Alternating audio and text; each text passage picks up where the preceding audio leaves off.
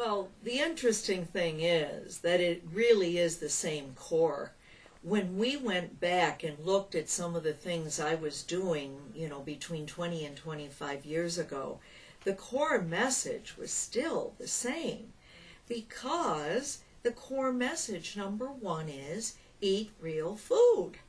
That's always going to be the core message forever. You eat fake food, your body doesn't know what to do with it.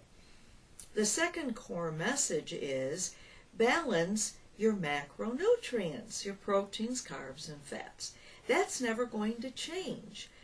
The worst thing that I've seen in the last 10 years, especially among children, is that we're seeing them eating less and less protein and more carbohydrate, especially grain. And we are seeing more and more obesity, which one of the reasons is because of that. Of course, the other reason is they're eating a bunch of fake food.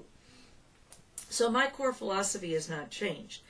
What I do is a lot more polished, because we have a lot more help putting together menus, putting together our wonderful website with all kinds of research information that, of course, I couldn't do without Steve's help. So we can synthesize all the new research that comes out. And although we've known for a very long time, for instance, that magnesium and vitamin D are critical, now the deficiency information is so dramatic, and now more and more doctors are testing for these kinds of things, and for elevated inflammation with CRP levels, that it's helping me to be able to pinpoint a lot faster, and I've become really efficient at reading and synthesizing blood work from a nutritional perspective. Well, the internist or the physician who orders blood work for their patient is really looking at a medical situation. They're not necessarily looking at the preventive aspect. They're saying, okay, if this is high, we have a medical situation.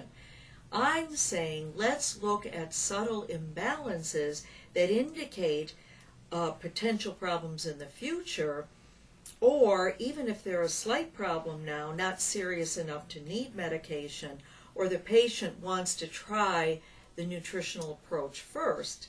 We look at it from a nutritional biochemical balance perspective, and we usually see dramatic results. Even with people with extremely high triglycerides, very high cholesterol, high C-reactive proteins, their doctors will say there is no way changing your diet and taking nutrients will bring this back to a normal range.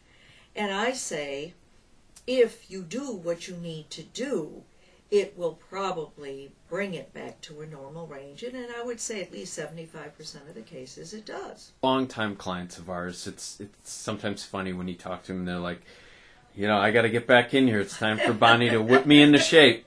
We all fall off the wagon. But why do you think they say that? I mean, they probably wouldn't say that about most of their health professionals. So why you? Because I'm dogmatic. I say, look, you're here because you know you need to do something.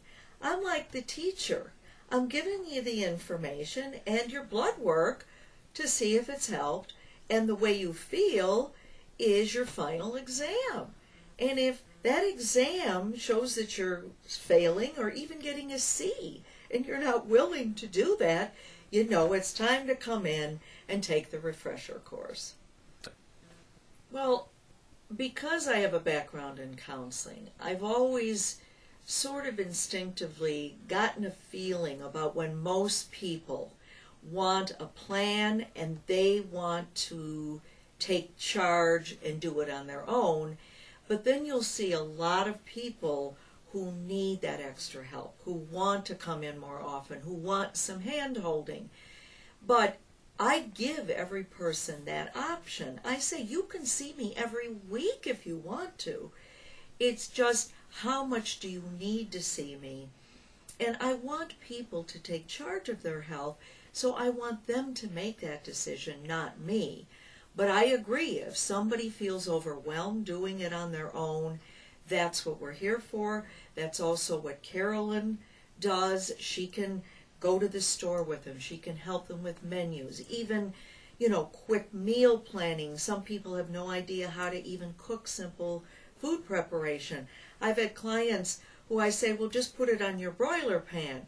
What's a broiler pan? Well, it's in your oven. Oh, I've never opened my oven.